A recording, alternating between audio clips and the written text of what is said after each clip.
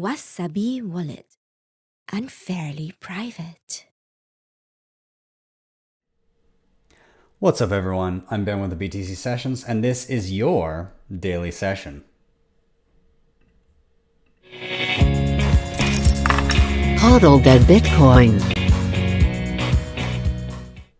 Before we dive in, I want to give a shout out to sponsors of the show, LEDN.io. This is where you can use your Bitcoin for a variety of different services.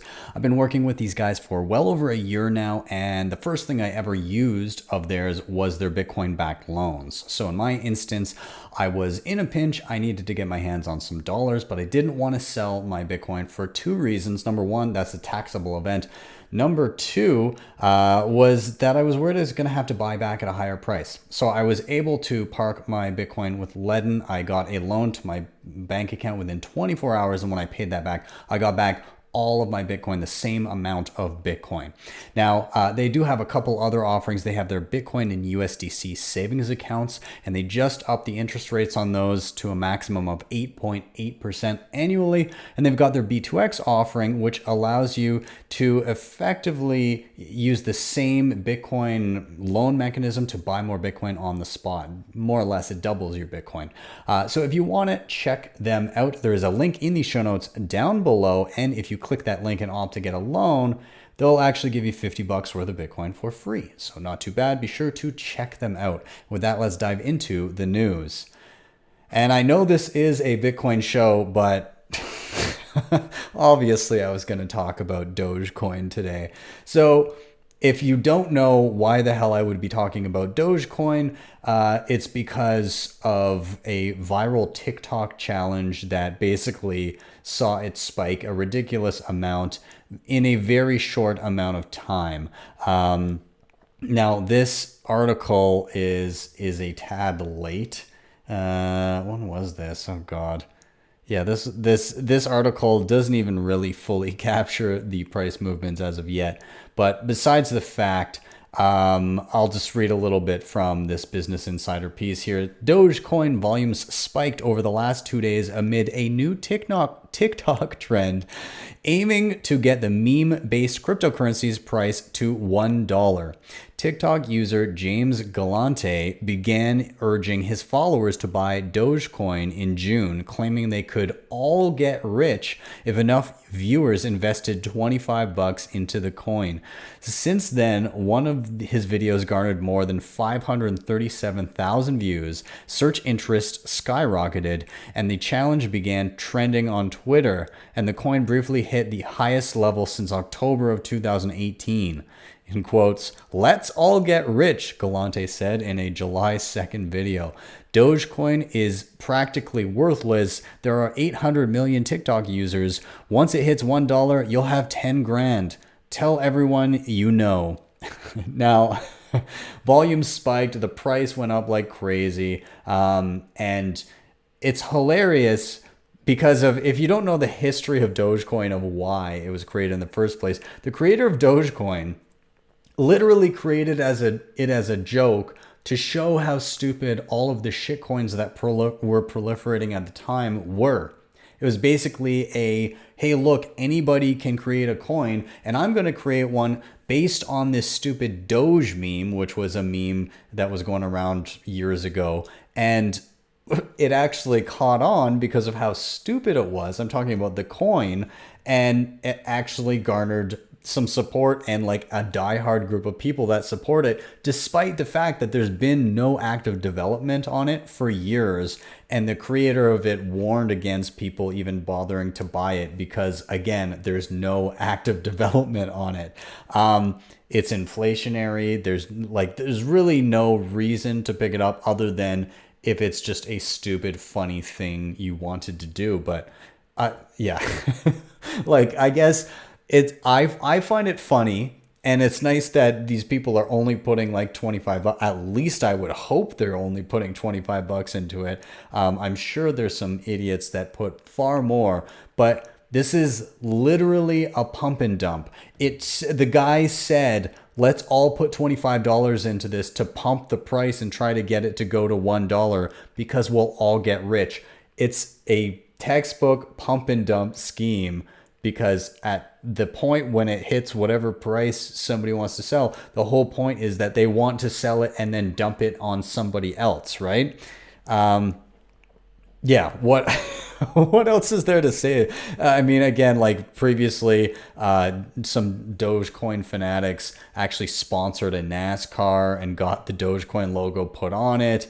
There was some other crazy stuff that happened around Dogecoin. Elon Musk at one point said it might be his favorite cryptocurrency and claimed to be the CEO of Doge. Of course, there is none, but besides the fact, the whole thing is a giant joke. The fact that it's pumping, again, is a giant joke, but it will dump at some point. So please be cautious. I would, at this point, given that it's in the news and I'm talking about it and it's on Business Insider, it's probably an indication that it's pretty close to the top of this particular bubble, but we'll see. I don't know. Maybe there'll be a whole train of new idiots that dump some money into this, but whatever.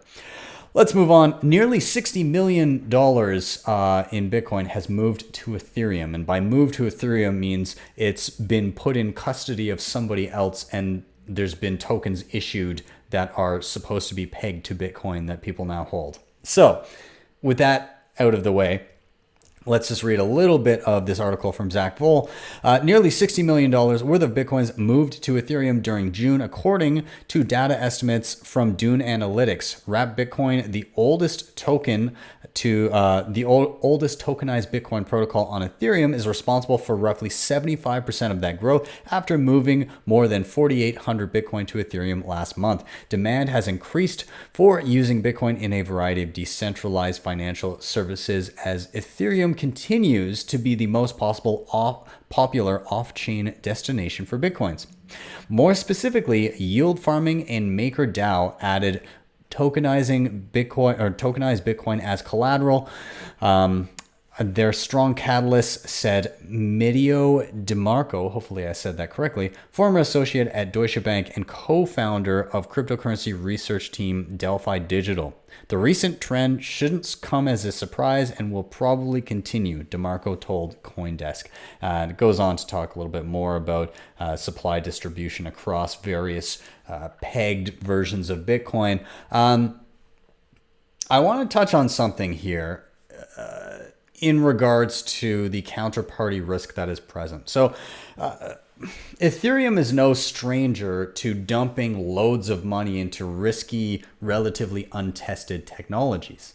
And one of the best throwbacks to this would have been the DAO in 2016, a decentralized autonomous organization where, depending on how much of it you owned, you could help and vote and dictate the holdings of this organization. And if you didn't like it, then you could kind of fork off into your own DAO and start dictating the direction of the holdings of that particular entity.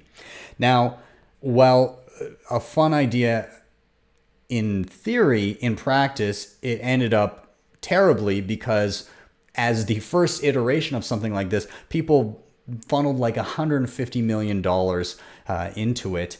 And at the time, that was a huge portion of the entire monetary base of Ethereum. What ended up happening is somebody found a loophole. And by the way, they kept on saying code is law, code is law. Whatever we say in the documents don't matter. The code behind it is the here-all, end-all of the law of this particular thing. And what ended up happening is somebody read the code, understood that there was a loophole where when splitting off to their own DAO, they could withdraw their own funds and then interrupt that process and then redo it. So essentially they'd be funneling whatever money they had initially put into the DAO out over and over again, which would be eating away at the underlying Ethereum that belonged to other people in the DAO. And so over time, the individual was able to funnel out tens of millions of dollars, which in the end resulted in the subsequent fork of Ethereum, where I would argue they gave up the illusion of immutability, and the subsequent creation of Ethereum Classic, which adhered to the original version of Ethereum where the DAO hacker actually held all of the coins that were stolen. Their ethos was, hey, we shouldn't be undoing transactions because it ruins the whole point of a blockchain. Besides the fact, the lesson that was not learned there is if you put your money into a risky vehicle and something goes wrong, you lose your money. And the people that were using Ethereum at the time did not learn that lesson because they got their money back with the fork of Ethereum that allowed the return of those funds to the users that had placed them in the DAO. Well, now you've got an instance where you have individuals taking Bitcoin and plunking it into a system with third-party risk and playing around with tokenized Bitcoin, a token that's supposed to represent the Bitcoin that they deposited, with these risky kind of collateralized different loan mechanisms and are all of these crazy DeFi things that are happening, all of which is very, very new. And the difference here is, the way that I see it anyways, if something goes wrong, Bitcoin's not going to fork to give those people their money back. And what I'm getting at is, if the underlying asset itself, the Bitcoin that is held in third-party custody, is compromised, those people are kind of shit out of luck. Bitcoin, there's no take backsies. It's pretty much, if you put your money somewhere that is in the custody of a third party, if something goes wrong, you're responsible for that. It was your prerogative to do so. Now, Bitcoiners are very much used to this idea, and even in utilizing stuff that is somewhat risky, Bitcoiners know this. They accept those risks, I'd say, by and large, and are cautious with it. So you get something like Liquid. Yes, it is a representation of Bitcoin that is held somewhere. It's trust minimized, but there's still that counterparty risk in a way, shape, or form. Lightning, there are risks with parking your Bitcoin in a Lightning channel, although I'd say not as much as something like Liquid, but it could be argued either way. Either way, people understand there are risks associated with these things when you're not dealing with holding your own keys and holding on-chain Bitcoin yourself specifically. And so they gauge for that and decide how much they're willing to put into these systems. Ethereum, I don't see as much of that ethos going around. I think people are just willing to park money into whatever the fuck comes along because it's move fast and break things. That's what I tend to see. So again, I agree with the quote here where it says, the recent trend shouldn't come as a surprise and will probably continue. You better fucking believe it. It will absolutely continue. Whether or not that's a good idea, time will tell. I'm guessing we'll see numerous failures in a lot of these different things, whether it be like a Bitcoin specific protocol or this crazy shit happening on Ethereum. But again, the counterparty risk is there. It's real. You have to consider for it. And it may be a lesson for Ethereans that that risk is there and it can't be undone this time around. We'll see. Let's move on.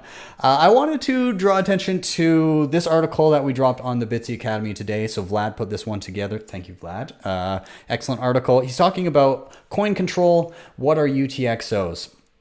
And so a lot of people, they'll have a wallet that just gives them a Bitcoin balance and that's it. But that doesn't really give you the full picture of what's going on under the hood. Your Bitcoin wallet is not like a bank account where there's just a balance. Your Bitcoin wallet is more like a physical wallet where you may have a total amount of money in your physical wallet, but there are individual bills and they actually stay as an individual bill. You can combine them, you can get change out of them. It's much more like cash. So Vlad kind of paints this picture of how you can imagine interacting with those UTXOs, those chunks of Bitcoin that are actually sitting in your wallet, and how utilizing a whole bunch of different addresses can help protect your privacy. There's some mention of CoinJoin, things like that. So it's a kind of an overall look at what UTXOs are, how you can take control of your coins. I've taken the liberty of throwing in a few different things here as far as references of where to download Bitcoin Core if you want to do so. Vlad does a good job pointing out how to enable coin control in Bitcoin Core. And then I've also thrown a few. He mentioned Electrum, Wasabi, and Samurai, and I've done videos on all of those, so I decided to throw them in. The one thing, much to my embarrassment, that I haven't done is a video on Bitcoin Core, which is now on my list, so I'll do it. But yeah, so anyways, I highly recommend you check this out. If you're not familiar with coin control, if you don't know what a UTXO or an unspent transaction output is, it's worth diving into this to start to dip your toes in and level up. Anyways, let's move on here. Oh, by the way, also, if you find this type of content useful and educational for yourself, please do share it. My goal in working with Bitsy is to try to get a lot of this Bitcoin-centric content out there so people can really start to see and understand the difference between Bitcoin and other cryptocurrencies. Why does Bitcoin set itself above and beyond other cryptocurrencies? What are the value propositions of it? So anyways, again, if you find it useful, please do share it around. Shout out to BTC Shelling Point or Wizard of Oz for giving the heads up on a myNode BTC new release. So I've done videos on myNode, which is a software stack where you can run your own Bitcoin node, Lightning node, Whirlpool instance. There's just a whole bunch of different services that you can run on this single piece of infrastructure. You can build your own node out of a little Raspberry Pi computer and link all of your wallets to it. Anyways, new release today, they added Spectre and LN bits, and they also added a few updates, I believe, that will help me get going on my Caravan video, which is like a multi-sig video where I'm going to use a bunch of different ledger wallets so that you need multiple signatures to send off a transaction. So what I mean by that is, if you wanted to spend coins, you only need to use just one ledger device. You need to use 2 out of 3 or whatever number that you're looking to set up. And so by doing so, you could put your ledger devices or whatever hardware wallet you're using in multiple geographically diverse locations. So if somebody were to break into your home and steal your ledger, well, tough shit. They got to get at least one other one, probably in different locations, and unless they want to cart you around while doing so, it's probably not going to pan out for them. Anyways, besides the point, thanks for the heads up. We're very excited to see the constant updates to this. Spectre, I'm very interested to look at. He included a screenshot here. It's basically a new front end to Bitcoin Core, allows you to do multi-sig and other cool things like that. So yeah, again, myNode BTC, they are just pumping out the updates, and it's got to be one of my favorite things that I look forward to seeing what they put out next. I just did the upgrade, or I'm doing the upgrade on mine right now as we speak, as I record this. So if you haven't checked out myNode, be sure to take a look. It is excellent, and you can search my tutorial on how to do so on YouTube as well. With that, I'm going to wrap up. I'm going to keep it relatively short today. Thank you so much for watching and or listening. If you're here on YouTube, do hit like, subscribe, and share. Also, be sure to check me out on any other platform because I don't want to rely specifically on just YouTube. So I stream live to Facebook Live, to Twitter. I'm on Twitch. I'm on DLive, but also I'm audio only on the podcast here on Anchor. You can find me on Spotify, Apple Podcasts, Google Podcasts, pretty much everywhere. Just give a search for BTC Sessions. And finally, if you really liked what you saw, you can always hit me up with a Bitcoin Lightning Network tip at my tippin.me page. That is tippin.me/@BTC Sessions. With that, I'm out. Have yourselves a wonderful evening or a wonderful rest of the day wherever you are. And you'll see you next time for your daily session.